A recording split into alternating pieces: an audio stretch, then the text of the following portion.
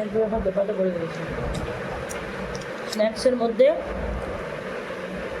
এইটি হচ্ছে আমার সব থেকে ফেভারিট খাবার, কেন জানি না, তাতে বাড়ির তৈরি হোক আর দোকানের কেনাই হোক, চাউমিন ইজ চাউমিন, সব সময়ের জন্য আমার বেস্ট লাগে।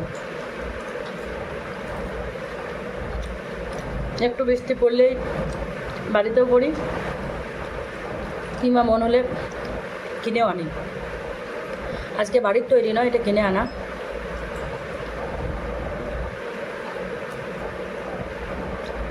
তোমাদের কার কার চাউমিন ভালো লাগে আমাকে একটু জানাবেন।